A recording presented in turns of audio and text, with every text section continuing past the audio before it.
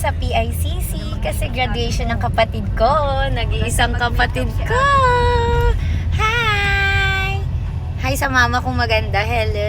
At sa pogi kong asawa. Seryo, ikaw ba yan? Ako yan.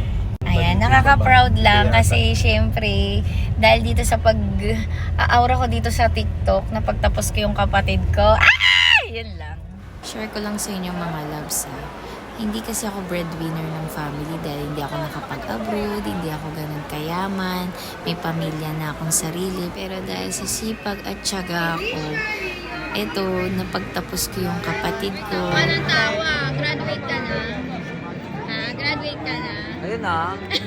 Binidyo mo? Oo, naka-video sila. Ha? Binidyo mo? Oo, naka-video ko. Ayun na. Kaya walang imposible mga loves, always think positive. Yabang! Congratulations,